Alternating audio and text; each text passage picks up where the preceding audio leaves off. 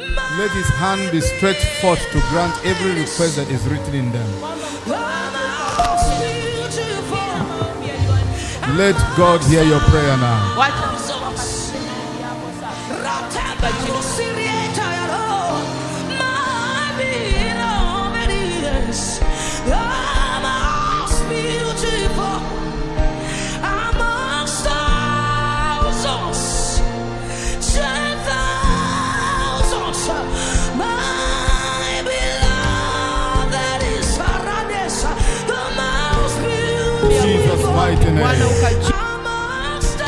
We lift up these prayers before your altar, not only on earth but the altar in heaven, and we ask that every prayer that is written in this request be answered speedily this year in the name of Jesus Christ. Amen. Amen. Amen.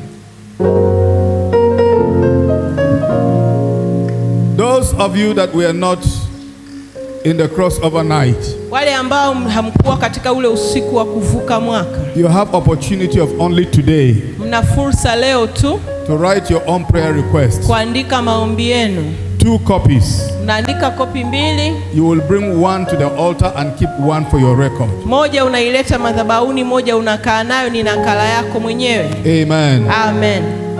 I didn't hear amen. Amen. How many of you were at the crossover and you are in service this morning? Wangapi mlikuja kwenye usiku wa kuvuka na mpo kwenye ibada asubuhi ya leo? Nione mkono wako kama ulikuwa kwenye ibada ya kuvuka na upo kanisani leo. Amen. Amen. I want to give you a gift. Nataka nikupe zawadi. This is our sticker for 2026. Hizi ni stika zetu za 2026. It reads 2026, my year of milk and honey. Inasoma 2026.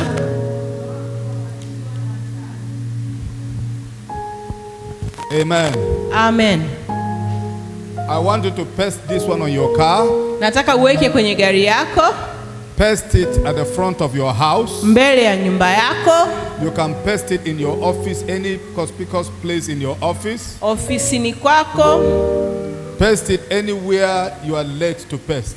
Kokote ambapo utasikia rohoni kwako umeongozwa kuweka. If you have a business premises, kama una sehemu yako ya biashara, make sure that you have this pasted on your business premises. Hakikisha hii umeibandika pale kwenye biashara yako. The angels of God that are sent on assignment to Grace Tabernacle Church, wale malaika wa Mungu waliotumwa kwa ajili ya Grace Tabernacle Church, will watch over wherever this is pasted. Watakwenda kulinda popote pale ambapo hii imebandikwa. Will convey God's blessings to wherever this is pasted. Na wataleta baraka za Mungu popote pale hiyo imebandikwa. I want you to do it with faith. Nataka ukiweka uweke kwa imani. And there shall be testimony. Na kutakuwa na shuhuda. Amen. Amen. I will give you with my own hand. Nitakupa na mkono wangu mwenyewe. So you were here during the crossover night. Kama ulikuwepo katika usiku wa kuvuka, come quickly and take one. Njoo hapa mmoja mmoja uchukue. Including children that were at the crossover night. Hata watoto waliokuwepo kwenye usiku wa kuvuka.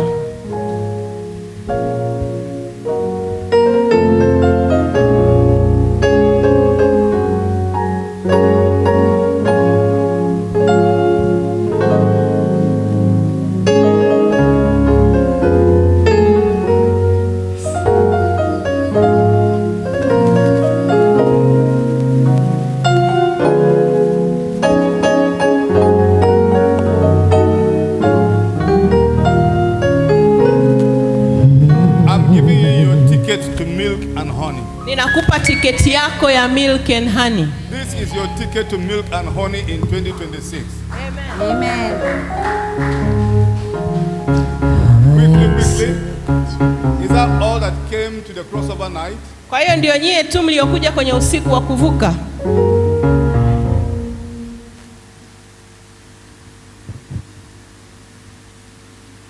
Do you know anyone that was at the crossover night and the person is not in church and you can take one for the person? Kama unamjua mtu alikuwepo kwenye usiku wa kuvuka lakini hayupo kanisani na ungependa kumchukulia, nenda ukachukue. Is that for her or for you?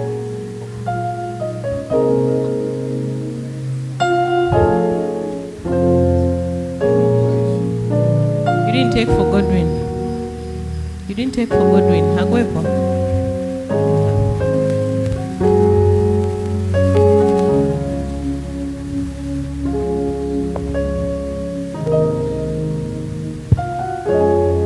Any person that is not at the first Sunday service of the year, mtu yote ambaye hajaja kanisani Jumapili ya kwanza ya mwaka to receive his sticker, kupokea stika yake, and was not at the crossover night, na hakuwepo kwenye ibada ya kuvuka mwaka, the person will have to buy it with money. Itabidi huyo mtu anunue kwa hela. You didn't say how much, Bishop? 10,000 each. Ni shilingi 10,000 kwa kila moja. Amen. Amen. Hallelujah. Amen. Hallelujah. Amen. I said hallelujah. Amen. This world is ruled by mysteries. Hii dunia inaongozwa na siri za rohoni. Those that know the mysteries that controls this planet, wale wanaojua siri za rohoni zinazomiliki au navigate their way through all the barriers and get to where they are going to.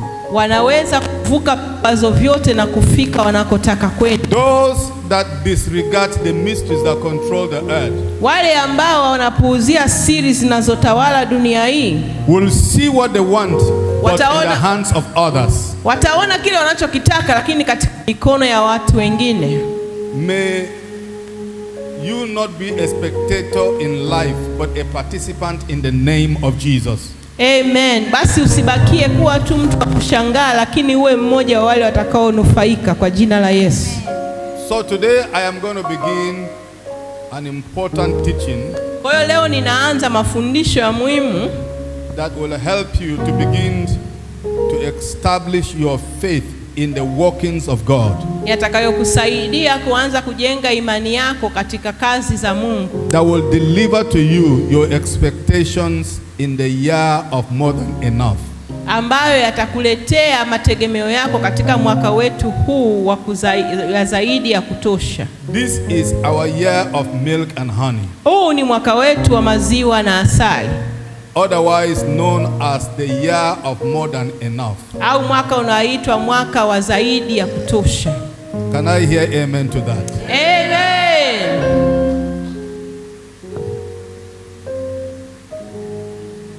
Hallelujah. Amen. I'd like you to ask God to teach you something new this morning. Nataka umuombe Mungu akufundishe kitu kipya asubuhi ya leo. Something that will make you access his blessings for this year. Kitu ambacho kitakuwezesha kuzifikia baraka zake mwaka huu.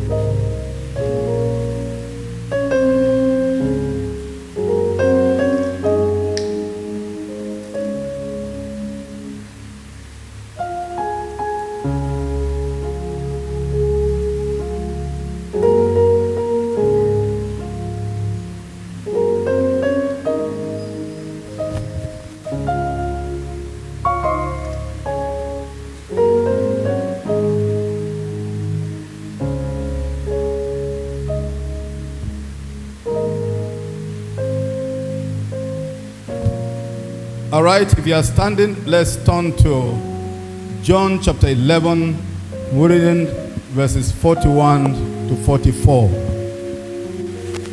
Wakati umesimama, chukua Biblia yako, twende Injili ya Yohana sura ya 11 verses 41 to 44. mstari wa 41 hadi wa 44. Yohana 11:41 hadi 44. Then they took away the stone from the place where the dead was laid. And Jesus lifted up his eyes and said, Father, I thank thee that thou hast heard me. Scroll up, go up, go up, go up. 42. And I knew that thou hearest me always, but because of the people which stand by I said it, that they might believe that thou hast sent me. 43. And when he had thus spoken, he cried with a loud voice, Lazarus, come forth. 44. And he that was dead came forth, bound hand and foot with grave clothes, and his face was bound about with a napkin. Jesus said unto them, Loose him and let him go. Mstari wa 41. Basi wakaliondoa lile jiwe, Yesu akainua macho yake juu akasema, Baba, nakushukuru kwa kuwa umenisikia. Nami nalijua ya kuwa wewe wanisikia siku zote, lakini kwa ajili ya mkutano huu wanaohudhuria na alisema haya ili wapate kusadiki kwamba ndiwe uliyenituma. Naye akiisha kusema hayo akalia kwa sauti kuu, Lazaro, toka njoo huku nje. Akatoka nje yule aliyekufa amefungwa sanda miguuni na mkononi, na uso wake umefungwa leso. Naye Yesu akawaambia, mfungueni mkamwache aende zake. Jesus. Yesu.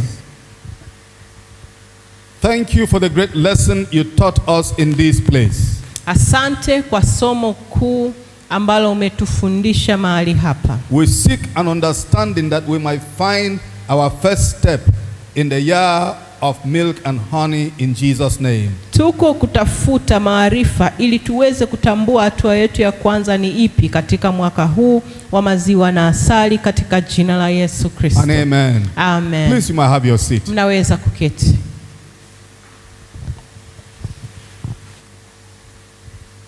No miracle happens without faith. Muujiza unaotokea bila imani. No miracle happens without faith. Hakuna muujiza unaotokea bila imani. We are expecting great and beautiful things to happen to us this year. Tunategemea vitu vikubwa na vikuu vitutokee mwaka huu. God has promised us beautiful things this year. Mungu ametuahidi vitu vikubwa mwaka huu. We have been anointed for great and mighty things this year. Na tumepakwa mafuta kwa ajili ya vitu vikubwa mwaka huu. None of those things will happen. Lakini hamna hata kimoja wapo kitakachotokea until we believe. Hadi tutakapoamini. Hebrews chapter 11 and verse 6 says, Waebrania 11:6 inasema, For without faith it is impossible to please God. Lakini pasipo imani haiwezekani kumpendeza Mungu. It is impossible to please him. Haiwezekani kumpendeza yeye. For he that cometh to God must believe that he is, and that he is a rewarder of them that diligently seek him.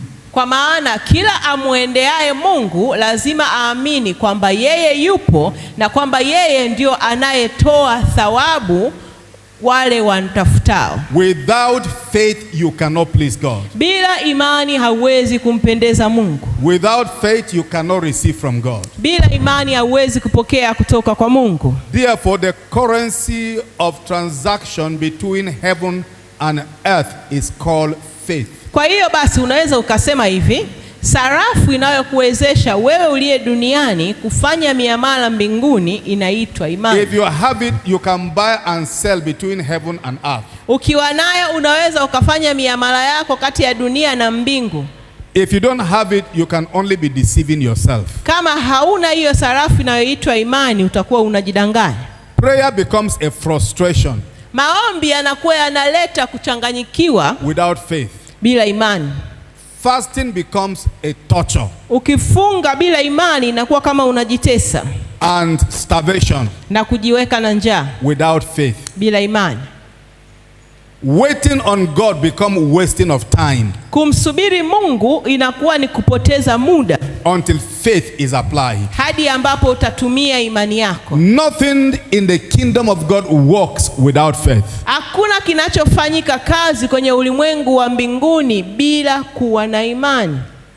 Knowing the Bible, kujua Biblia, allow me to even say this categorically, that even God himself does not operate outside faith. Naomba nikwambie hivi, ni kuijua Biblia nataka nikwambie kwamba hata Mungu mwenyewe hafanyi kazi nje ya imani. On the day that God stood and he said, "Let there be light," siku ambayo Mungu aliumba dunia akasema na iwe nuru, God believed in his heart Mungu aliamini kwenye moyo that wake what he said will happen kama kile anachokitamka kitatendeka before the light appeared. kabla hata ile nuru haijatokea. When Jesus stood at the grave of Lazarus, Yesu aliposimama kwenye kaburi la Lazaro and he shouted, na akapiga kelele, "Lazarus, come forth." Lazaro, toka nje.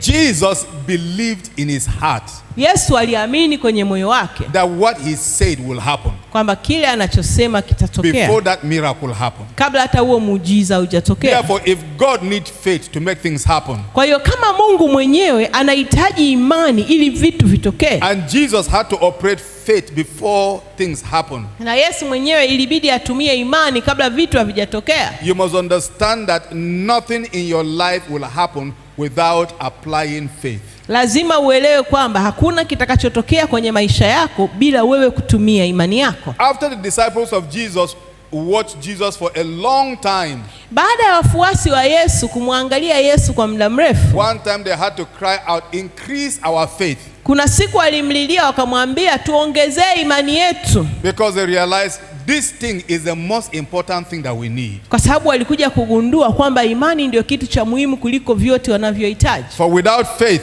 Kwa sababu bila imani nothing happens. hakuna kinachotokea. Without faith, Bila imani nothing happens. hakuna kinachotokea. Therefore, Kwa hiyo we need faith tunahitaji imani to enjoy the best that God has promised us in this year. ili kufurahia vile vyote bora ambavyo Mungu ametuahidi mwaka huu. Amen. Amen. Amen. Amen. But what is faith? Lakini imani ni nini? Faith is the ability to believe. Imani ni uwezo wako wa kuamini. To believe that what is not will be. Kuamini kwamba kile ambacho bado hakijatokea kitakuja kutokea. You see, actually faith and fear have the same definition. Unajua imani na uoga vina tafsiri sawa sawa. That's why the two of them cannot coexist. Na ndio maana vyote viwili haviwezi kuwepo kwa wakati mmoja. Faith believes Imani that what inaamini is not will be. kile ambacho hakijatokea kitatokea. Fear also believes Lakini pia hofu pia that inaamini what is not will be. kile ambacho hakijatokea They kitatokea. have the same definition. Wote wana tafsiri sawa And that's why sawa. they cannot coexist. Na ndio maana haviwezi kuwepo pamoja. When one comes in, one leaves. Moja ikiwepo ingine lazima So itoke. you cannot have faith and have fear at the same time. Kwa hiyo hauwezi kuwa na imani na ukawa na uoga kwa wakati mmoja. If you want to exercise faith, Ukitaka kuweka imani, you must defeat and eliminate fear. lazima uishinde hofu. Amen. Amen.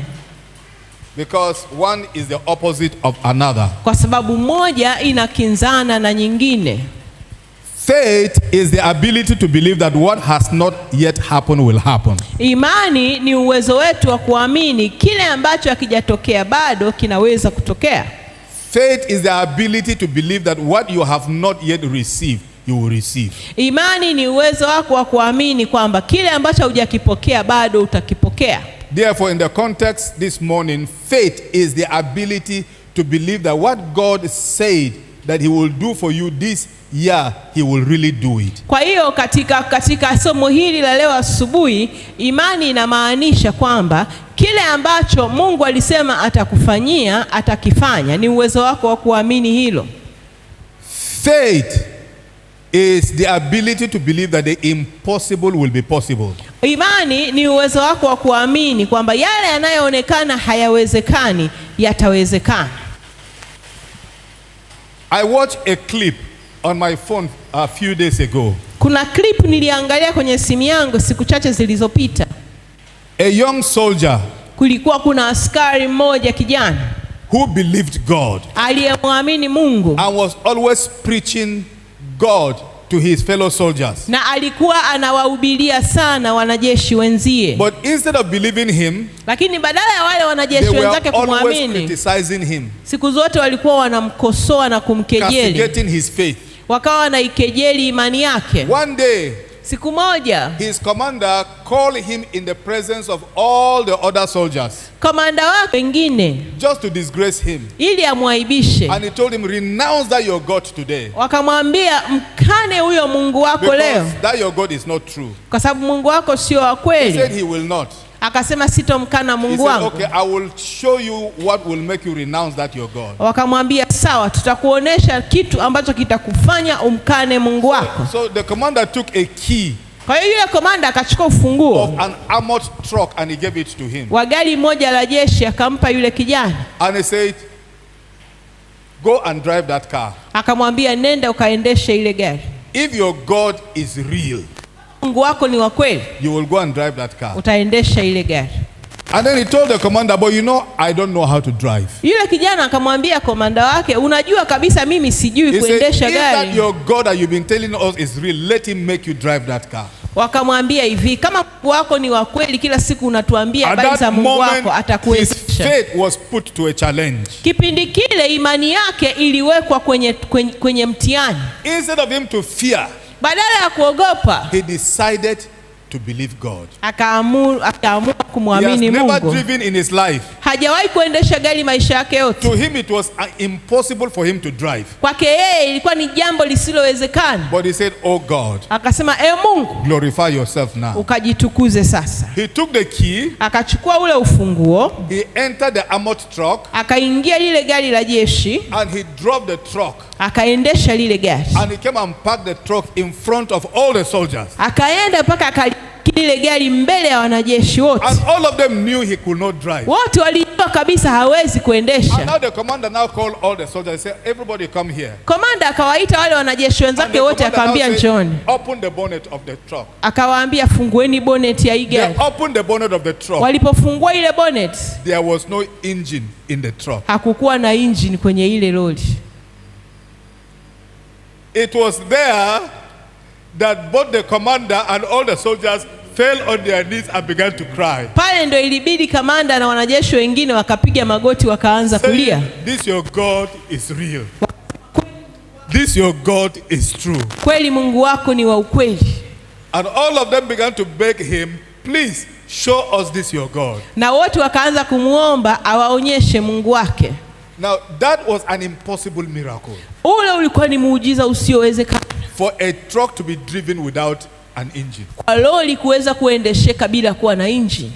But the faith in that young man Lakini imani ndani ya yule kijana made it happen. iliweza kufanikisha. Whatever you believe, Chochote unachoamini you can make it happen. unaweza ukakifanya.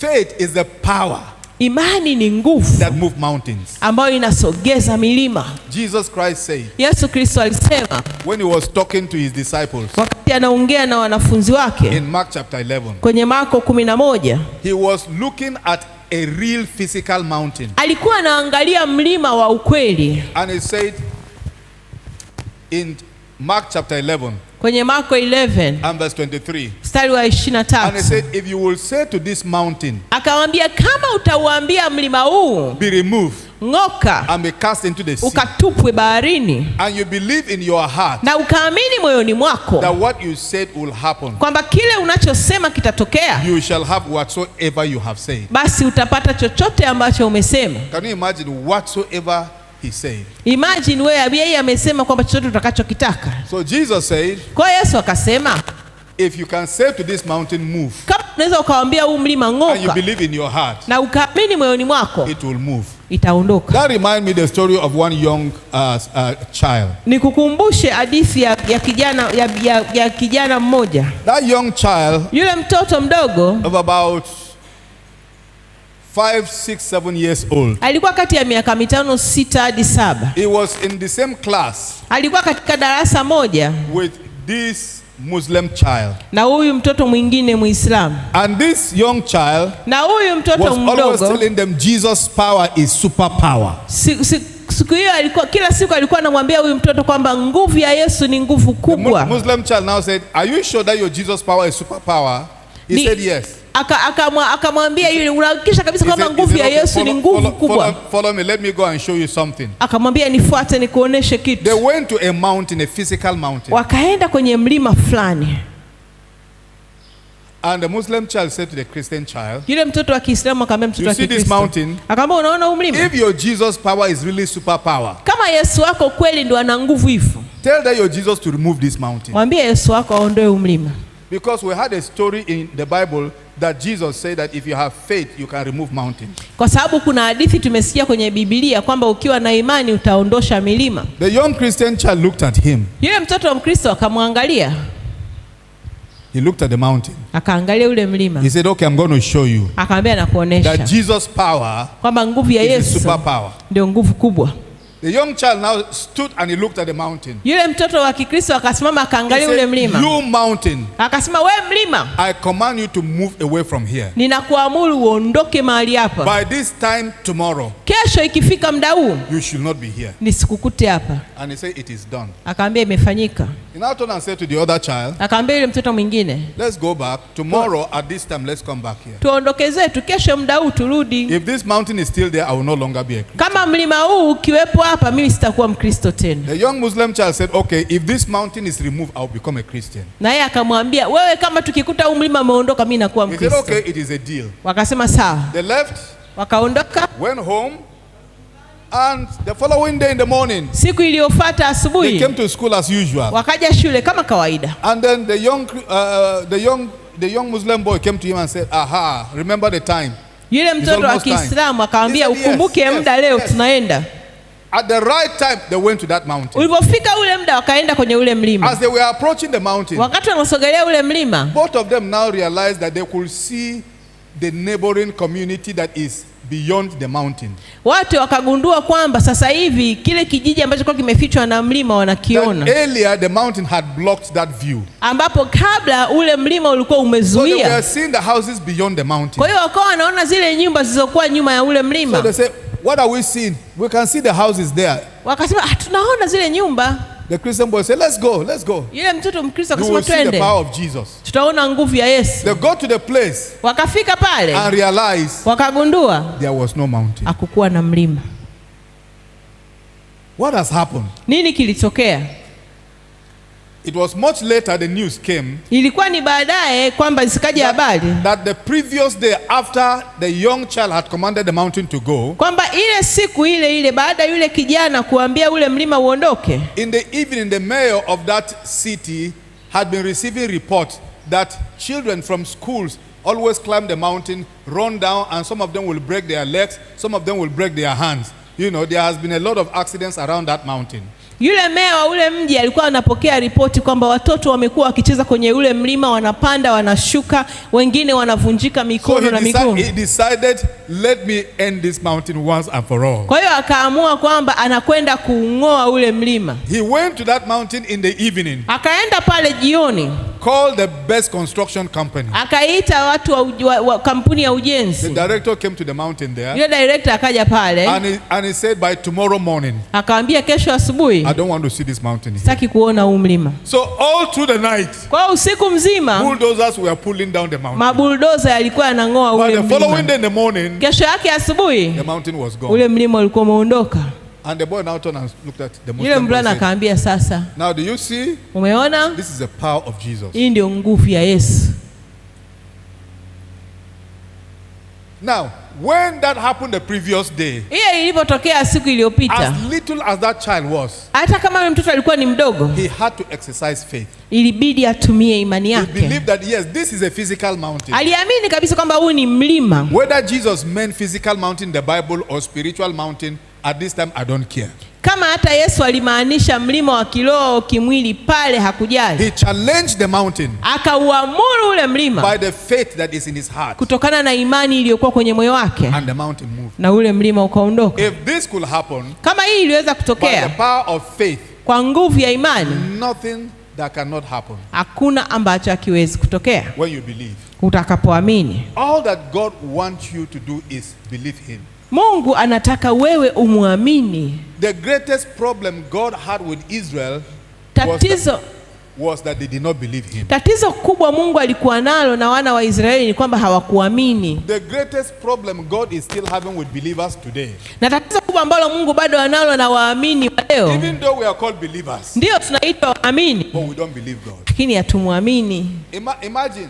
Hebu fikiria, Zacharias was in the temple Zakaria alikuwa kwenye hekalu from his youth kutoka kwenye ujana wake until he was old. hadi alipokuwa mzee, And an angel came from heaven na malaika akaja kutoka mbinguni and told him, your wife is going to conceive. akamwambia mke wako atabeba mimba And she's going to give birth to a child. na atazaa mtoto. And Zacharias looked at the angel Na Zakaria and akamwangalia he said, malaika how can this be? akamwambia itawezekanaje? That statement, how, simply means I am doubtful. Hiyo kauli hiyo ya kusema itakuwaje inamaanisha bado una mashaka. And the angel had to look at him. Kwa hiyo malaika akamwangalia And said, I came from the presence of God akasema, mimi nimetoka katika to bring uso wa you this Mungu message and you dare doubt it. kukuletea ujumbe alafu wewe unakuwa una mashaka nao. Therefore, Kwa hiyo you are going to be dumb. utakuwa bubu, You will not be able to speak hautaongea until the day the child is mpaka born. siku mtoto akizaliwa. How I wish God would start striking some believers these days Natamani Mungu angetumia hiyo kanuni kwa watu with wasioamini the spirit siku hizi, of dumbness. kwa ambao watawekewa roho ya Because ububu, there are some people that no matter what you tell them, kwa sababu kuna watu hata haijalishi utakachowaambia they will not believe it. hawataamini. And that's why today, Na ndio maana leo false prophets are all over the church. kuna manabii wa uongo kila kona, And are using all manner of deceptions. na wanatumia uongo mwingi, Because believers now kwa sababu waamini sasa no hivi longer believe in the word of Jesus. hawaamini katika neno la Yesu, No longer believe when God speaks. hawaamini Mungu akiongea, Something must be added to it. wanataka kitu kiongezewe. You don't need anything to be added to whatever God says. Hauhitaji kitu kiongezewe kwa kile ambacho Mungu The anasema. Bible says he sent forth his word Biblia inasema kwamba alilituma neno and lake it heals them na ikawaponya and delivers them from their destruction. na akawakomboa kutoka kwenye uharibifu. All you need is the word. Unachohitaji ni neno. All you need is to hear what he says Unahitaji kusikia anachosema and believe it. na kuamini. And when you believe it, Na ukiamini there shall be a performance kutakuwa na utimilifu of whatever you believe. wa kile ambacho unaamini. So all that God has said so far Kwa kile ambacho Mungu ameshakisema concerning this year, kuhusu mwaka huu, what have you believed? kitu gani umeamini? What have you believed? Kitu gani umeamini? With that belief, Bila kuamini, nothing shall be impossible to you. ukiwa unaamini, yote yanawezekana kwako. Therefore, a man that has faith Kwa hiyo yule mtu mwenye imani has gained power to achieve what he wants. ana nguvu ya kupata kile anachokitaka. When you have faith, Ukiwa na imani, you have accumulated the power umejikusanyia nguvu to achieve whatever you want. ya kupata kile unachokitaka. Faith is the power that moves mountains. Imani ni nguvu inayong'oa milima. With faith, nothing is impossible. Ukiwa na imani hakuna kisichowezekana. Therefore, a man that has faith Kwa mtu mwenye imani has gained the power amekuwa na nguvu to achieve whatever he wants. ya kupata chochote anachokitaka. Hallelujah. Amen. However, Hata hivyo, that power can only be released hiyo nguvu tu inaachiliwa to produce miracles ili kutengeneza miujiza and produce your desires to glorify God. na kukuletea matamanio yako ili umtukuze Mungu, When a particular attitude is added to it. kama ambapo tabia itaongezeka. One particular attitude, Tabia hiyo when it is added to your faith, ikiongezwa kwenye imani yako, your faith will now gain speed to produce your desires. imani yako itakuwa ina spidi ya kutosha ya kukuletea matamanio yako. And that is the attitude that I want to show you this morning. Na hiyo ndio tabia au hulka ambayo nataka nikuoneshe asubuhi ya leo. It is called the attitude of thanksgiving. Inaitwa ni tabia ya shukrani. It is called what? Inaitwa nini? The attitude of thanksgiving. Tabia ya shukrani. That's why Peter said, add to your faith thanksgiving. Na maana Petro akasema katika imani yako ongeza shukrani. Thanksgiving. Shukrani. Thanksgiving. Shukrani. Look at Jesus. Mwangalie Yesu When he stood at the grave of Lazarus, aliposimama kwenye kaburi la Lazaro, he didn't say, Father, hakusema Baba, you know I am your son unajua mimi mtoto wako and you must just do this for me. na lazima unifanyie hiki, Lazarus must just come out. kwamba Lazaro lazima atoke. No, that was not what he did.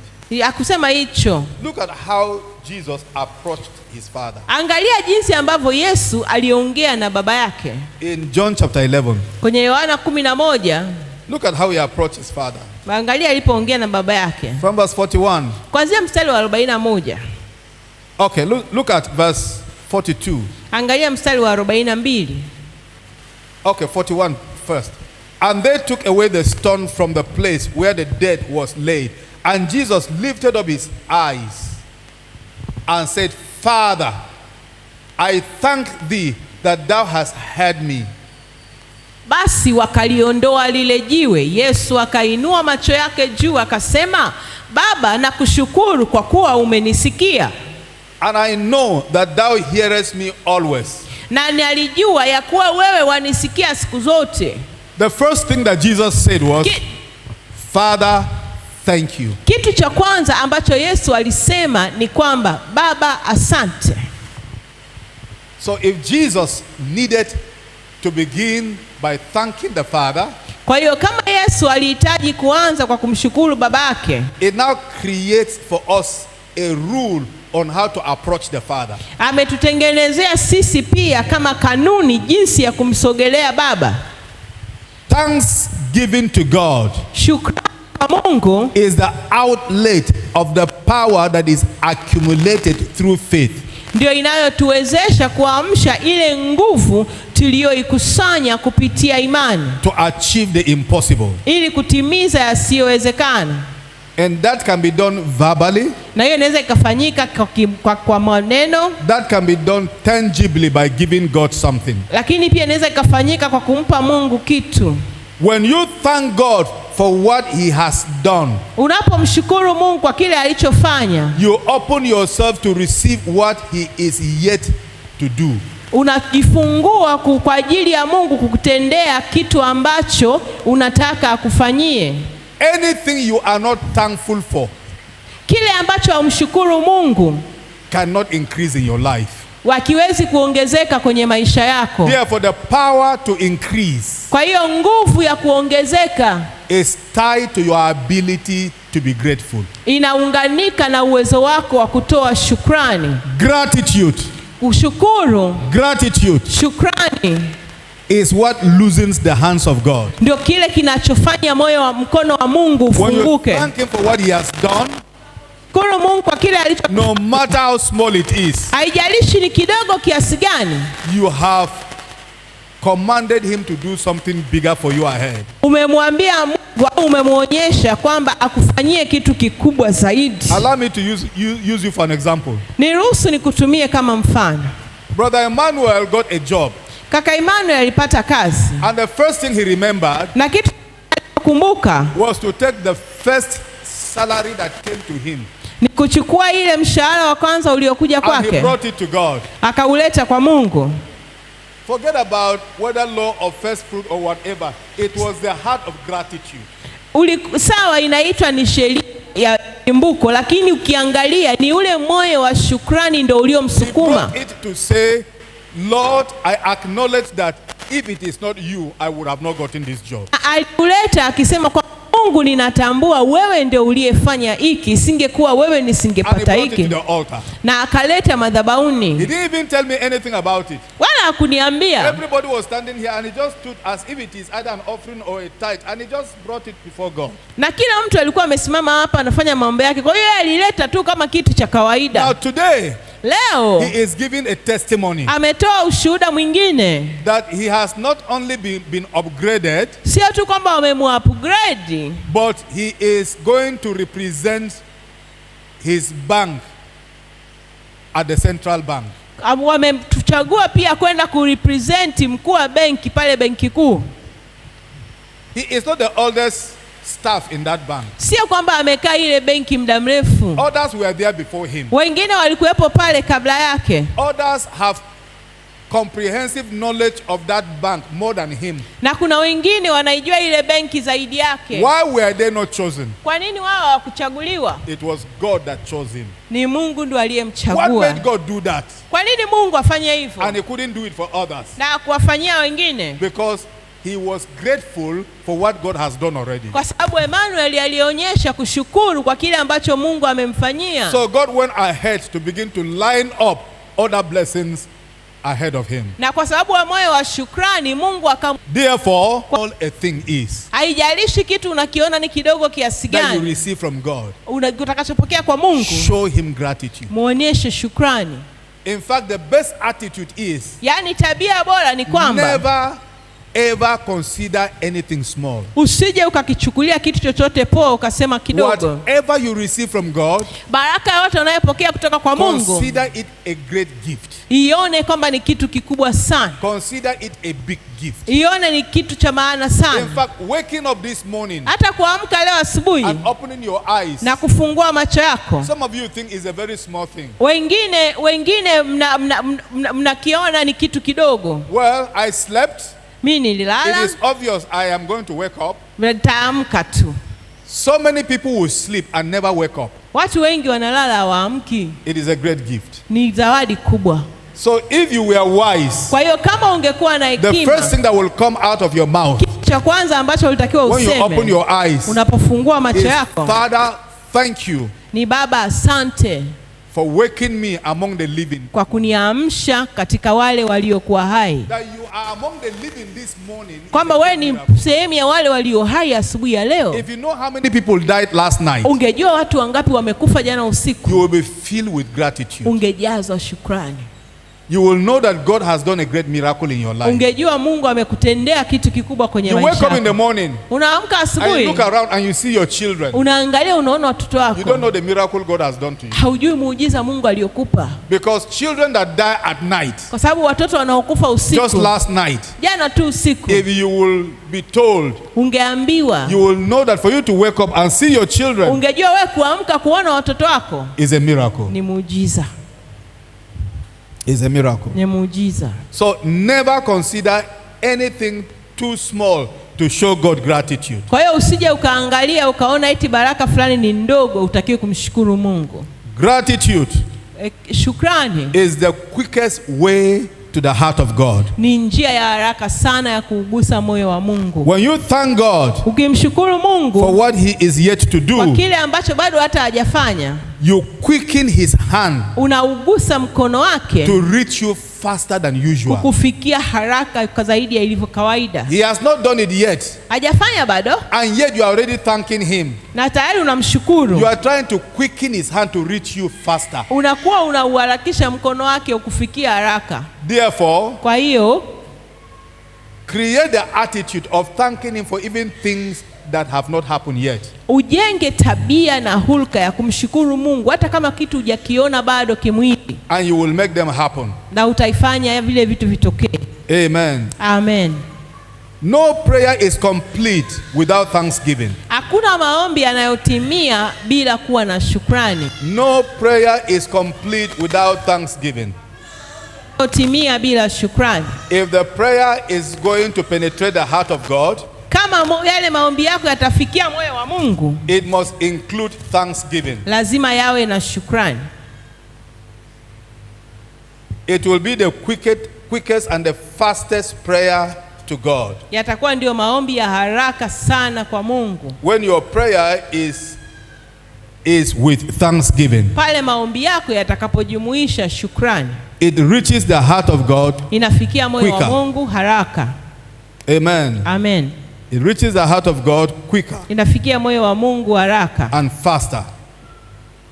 Therefore, Kwa hiyo create the attitude jenga tabia of never praying without thanksgiving. ya kutokufanya maombi bila kuweka shukrani. When you pray, make sure that Unapoomba, you add thanksgiving. ukimaliza kusali hakikisha unaweka na shukrani. Make sure you add thanksgiving. Hakikisha unajumlisha na shukrani. That was fasten your prayer to the heart of God.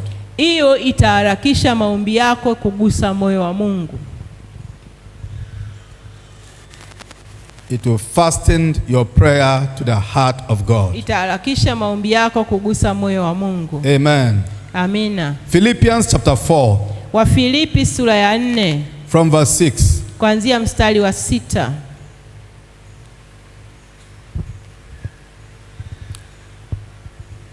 Be careful for nothing, but in everything by prayer and supplication with thanksgiving let your request be made known unto God.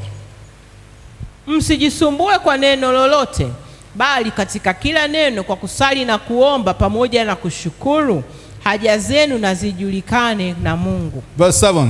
Mstari wa 7. And the peace of God, which passeth all understanding, shall keep your hearts and minds through Christ Jesus. Na amani ya Mungu ipitayo akili zote itawahifadhi mioyo yenu na nia zenu katika Kristo Yesu. So all your prayers, all forms of prayers, aina zote za maombi, make sure they are not lacking thanksgiving. Hakikisha umeweka na shukrani. And it will fasten the hand of God to reach you. Na tafuata na kuhakikisha mkono wa Mungu kufikie.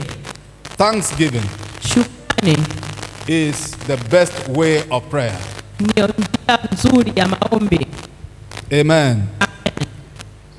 Sometimes just sit down and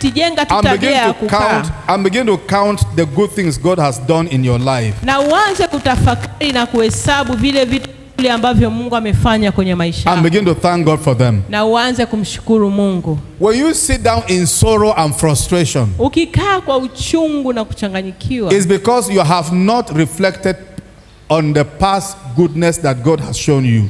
Ni kwa sababu umeshindwa kutambua au kuangalia na kushukuru vile vitu ambavyo Mungu amekufanyia. You feel bad that you have been disappointed. Unajisikia vibaya kama Mungu amekudisappoint. You need to sit down and begin to think on how many beautiful things you have seen and you have enjoyed in the past. Lakini unahitaji ukae na kutafakari vitu gani vizuri ambavyo Mungu amekufanyia. You are saying, "Oh, I am this old, I'm yet to get married." Unakaa unasema nina miaka hii sijapata mtu wa kuoa au kuolewa naye. You need to sit down.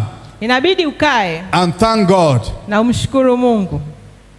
Reflect on the past, the stories you heard in the past. Ukakae na utafakari hadithi ulizozisikia huko zamani. How somebody killed his wife. Jinsi mtu alivyomuua mke wake. It would have been you. Ingewezekana kuwa wewe. But you are not even married to be killed. Lakini as a wife. Hata hujaolewa kuuliwa, kwa hiyo mshukuru Mungu. How a particular woman poisoned her husband and killed him. Jinsi ambavyo mwanamke fulani alimwekea sumu mume wake. It would have been you. Ingewezekana ikawa wewe. But you don't even have a wife. Lakini hauna hata mke. To poison and kill you. Wa kukupokea sumu na kukua. So you thank God. Oh, thank God. Kwa hiyo unamwambia Mungu asante. It wasn't me. Haikuwa mimi. Sit down and think of how bad things would have happened to you that God protected you and delivered you. Keti na ushukuru. Mungu amekulinda na amekukinga.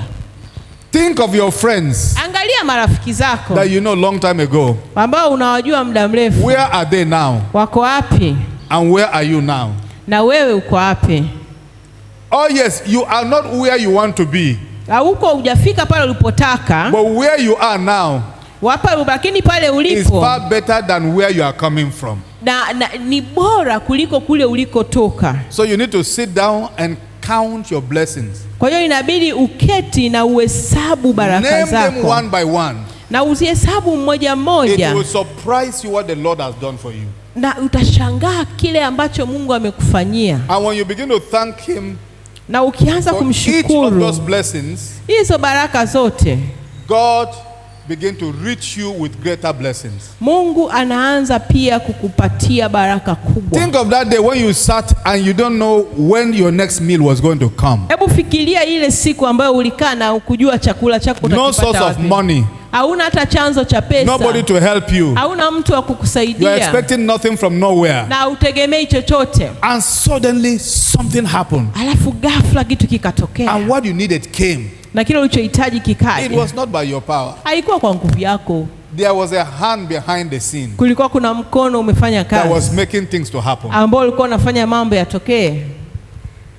Amen. Amen. Think of all those things. Angalia hivyo vitu vyote. And be grateful for what God is doing in your life. Na umpe Mungu shukrani kwa kile anachofanya kwenye maisha yako. Prayer is not, oh God give me, oh God give me, oh God give me, give me every day, give me. No. Maombi sio kwamba kila kitu Mungu nipe, Mungu nipe, Mungu nipe. You need to thank him for what he has given you already. Unahitaji kumshukuru kwa kile ambacho ameshakupatia. And thank him for what you are expecting. Na umshukuru kwa kile unachokitegemea. Thank him for everything. Umshukuru kwa kila kitu. In fact, when you learn to thank God for what he has done, na ukishajifunza kumshukuru Mungu kwa kile alichokifanya, sometimes you will even forget to even ask for what you need. Unaweza hata ukasahau kumuomba kile unachokihitaji. And God in his wisdom will just provide it, and it will just be a surprise to you. Na Mungu kutokana na hekima yake atakupa tu hata kile ambacho hujakiomba na ikawa kama surprise kwako. God likes surprising his children. Mungu anapenda kuwa surprise watoto wake. Amen. Amen. Hallelujah.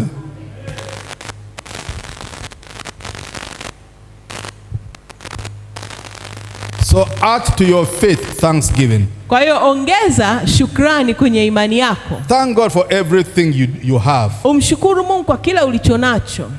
You know, some of you, unajua wengine wenu, when you see people coming here to stand and bring their tithe, ukiona watu wamesimama hapa wanatoa nini fungu lao la 10, you think they are foolish. Unadhani wajinga. This pastor, did he know how I suffered under the sun? Kwani hakujua nilivyoteseka chini ya jua? And I labored and labored and labored. Na nikafanya kazi to get this money. Pata hii hela. And I should take 10% and bring to the church. Alafu eti nimpe 10% nilete kanisani. Is he in his right senses? Kwani ana akili?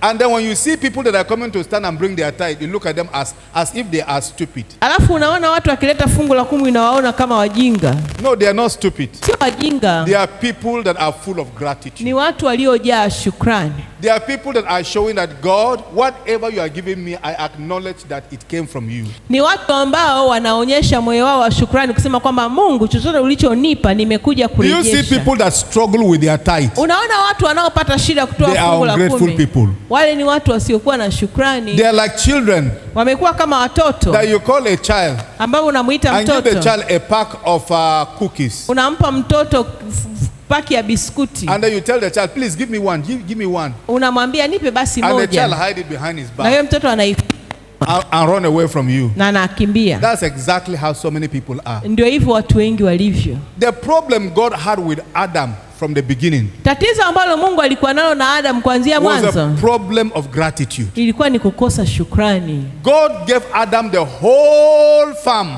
Mungu alimpa Adam shamba lote. And he said, Adam, akamwambia Adam, eat of every fruit in the garden. Kula matunda yote bustanini. But only one. Lakini moja tu. Don't eat it. Usile. He didn't even ask God why. Akumuliza hata Mungu kwa nini. Probably God was saying, yawezekana Mungu alikuwa anamwambia, I could eat anyone but I want only one. Leave this one to me. Ningeweza kula yote lakini na mti niachie. However, Adam, after eating all, baada ya kula vyote, all his long throat was telling him is that eat the one God said don't eat. Tamaa yake inamwambia ni kila kile ambacho Mungu amesema nisile. Obedience, utii, is an act of gratitude. Ni ishara ya shukrani. When you see people that are disobedient to God, ukiona watu ambao hamtii Mungu, or disobedient to their parents, au kutokumtii wazazi wao, filled with ingratitude. Ni watu ambao wamejazwa kukosa shukrani. Whoever you are grateful for, bado namshukuru, you will go an extra mile to please that person. Utaenda hatua ya ziada kumfurahisha huyo mtu. Pleasing people is our way of giving back what the person has done in our life. Jitihada yetu ya kuwaonyesha shukrani watu waliotufanyia ni njia ya kuwaonyesha kwamba tunawa appreciate. Dear, when you see a person that is ungrateful, kwa hiyo unapomwona mtu ambaye hana shukrani, you will see a disobedient person. Unaona mtu ambaye ni mkaidi. You will see a rebellious person. Unaona mtu ambaye ni mwasi. You will see a stingy person. Unamwona mtu mchoyo. There are some of you, kuna wengine when we say, Emmanuel brought his first fruit, all the salary of 1 month, he brought it to God. Some of you were, what a foolish man. So what is he going to use to pay his fare to work? What is he going to use to eat? What is he going to use to pay his outstanding budget? What is he going to? That is your own brain, because your brain is filled with ingratitude. Tunapowaambia kwamba Emmanuel ameleta mshahara wake wa kwanza wote, mnakaa unampa Mungu. You do for God. Unamtendea Mungu. what will even shock you yourself. Kile ambacho hata ukiwa unahangaika lakini Mungu utampa. Gratitude. Shukrani Will make you forget yourself. Itakufanya ujisahau mwenyewe mahitaji yako. You cannot be selfish and be grateful at the same time. Hauwezi ukawa binafsi alafu ukawa na shukrani kwa wakati mmoja. So for you to show gratitude, kwa wewe kuonesha shukrani, is a sign that you have already defeated the spirit of selfishness. Ni ishara kwamba umeisha shinda ile roho ya ubinafsi. Because a selfish person cannot show gratitude. Kwa sababu mtu binafsi hawezi kuonesha shukrani. Amen. Amen. Look at what happened to the richest man in the Bible history. Angalia kilichotokea mtu tajiri kuliko wote kwenye Biblia. His name was Solomon. Jina lake ni Sulemani. The Bible said, Biblia inasema, one day siku moja Solomon Sulemani went to the house of God and he took 1,000 bulls akachukua ng'ombe 1,000 and he brought them before God. akaleta mbele ya Mungu. And he offered them to God as sacrifice. You know, one would have not known what actually made that man make such sacrifice. Na mtu anaweza ilimfanya huyo mtu. But the Bible says that same night God came to him in a dream. Na Biblia inasema kwamba usiku huo and said to him, Solomon, mwambia Sulemani, what shall I do for you? Nikufanyie kitu gani? Just in case. I'm not an old man. I know. Hallelujah. Just feel free in case you're tired. Amen. Amen. All right, thank you very much. You're welcome. May God give you a good wife if you are not yet married. Amen. Amen. Amen. Hallelujah. Amen. All right. And if you are a woman, may God give you a good husband. Amen. Amen. Amen. Why are women not clapping, Sasa? They don't want good husbands, huh? Glory to God. Amen. So Solomon, Kwa hiyo Sulemani, in the night God came to him usiku and he ambao said, Mungu alimtokea, ask whatever you want me to do for you. akamwambia sema chochote unachokitaka. Then you now see the secret of why he made that offering. Sasa ndio unaona siri ya kwa nini alitoa ile dhabihu. He said, oh God, Akamwambia Mungu, you have made me a king after my umenifanya kuwa father mfalme baada ya babangu to such a great nation. katika taifa kubwa hili. I cannot be able to rule this your people. Siwezi kuwaongoza hawa watu. Therefore give me wisdom. Kwa hiyo unipe hekima Give me knowledge and understanding. na maarifa na That I will know uelewa how to go in and out among them. ili niweze kujua jinsi ya kwenda na kutoka. The first thing he acknowledged was, Kitu cha kwanza alichotambua ni who kwamba I am today, mimi you nilivyo made leo me. ni kwa ajili yako. That was gratitude. Hiyo ni shukrani. So now you now see the reason why he made that offering. Kwa sasa unaona kwa nini alimtolea Mungu It sadaka was an kubwa vile. offering out of gratitude. Ilikuwa ni sadaka ya shukrani. So it was gratitude Kwa hiyo ilikuwa ni shukrani that actually made God bless Solomon with wisdom, iliyomfanya Mungu ambariki Sulemani na hekima with riches and with honor. na utajiri na heshima. There is nothing that gratitude cannot give you. Hakuna kitu ambacho ukikitolea heshima huwezi shukrani huwezi kupata. Sense, hata katika maisha ya kawaida, if I give you something nikikupa kitu and you thank me, na unanishukuru, tomorrow kesho I will want to give you again. nitataka nikupe tena. I might say, oh, I am spiritual.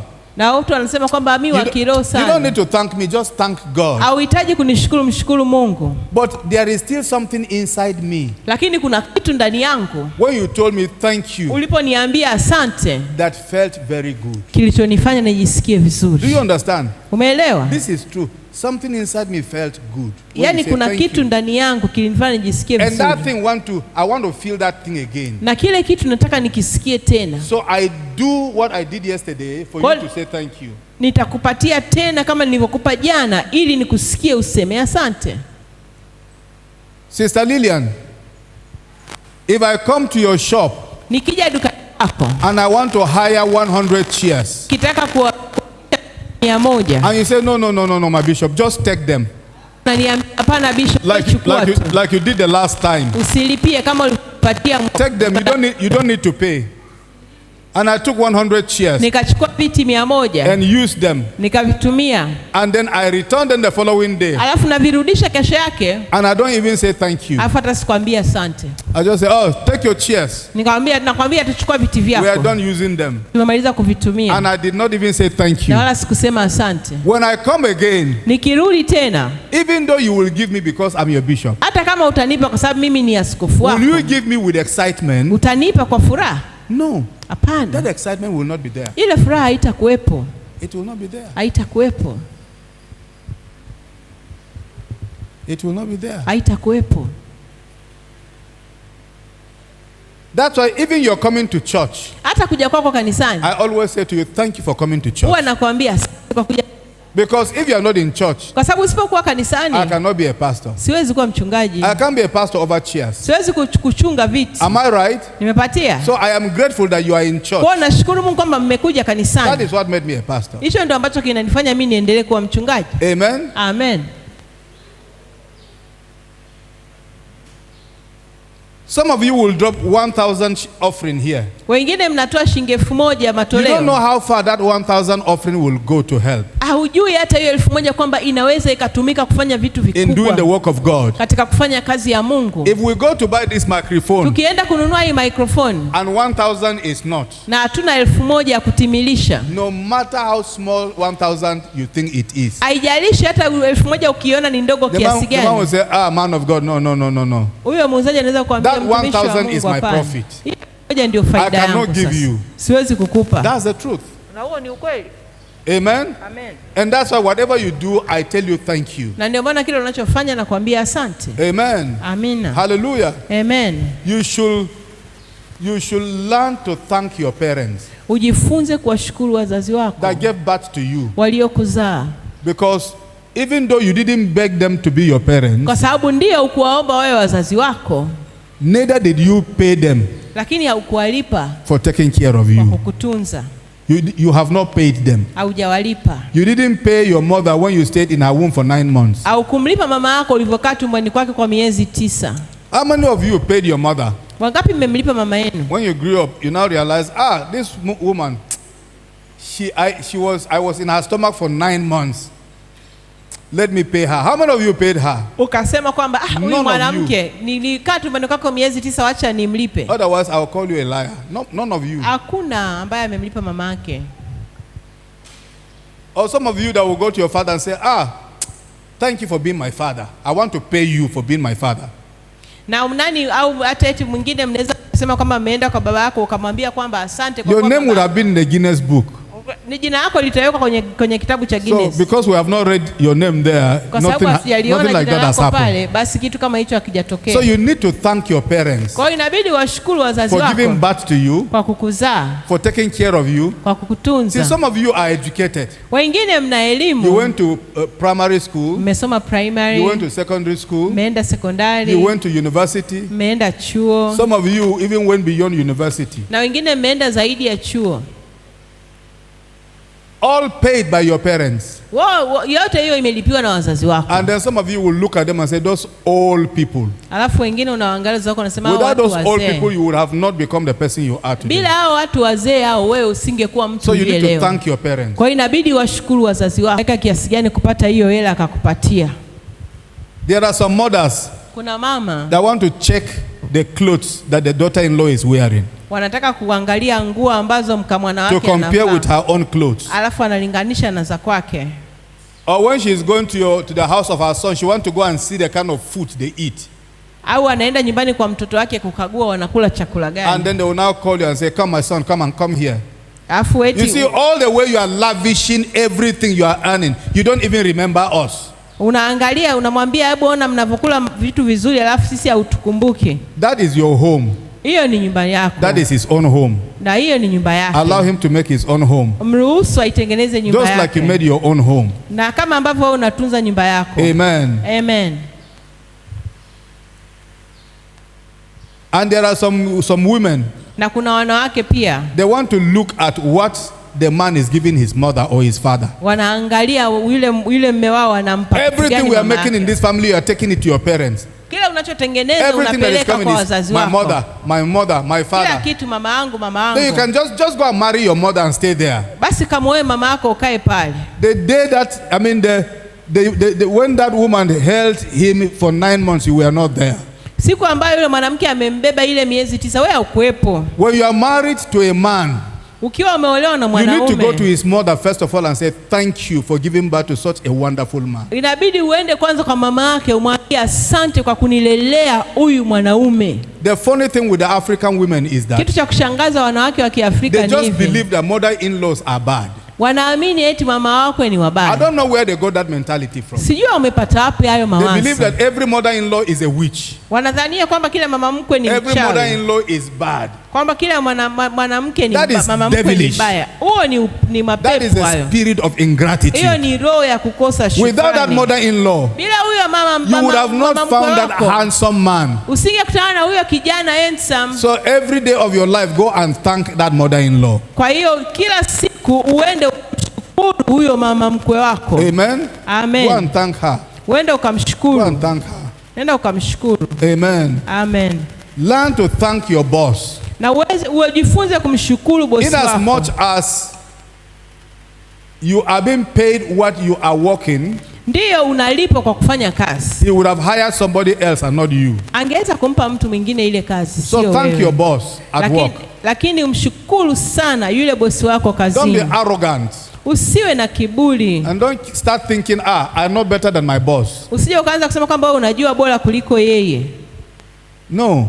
Hapana. Learn to thank your boss wherever you find yourself working. Endelea kumshukuru bosi wako kila unapojiona unafanya kazi.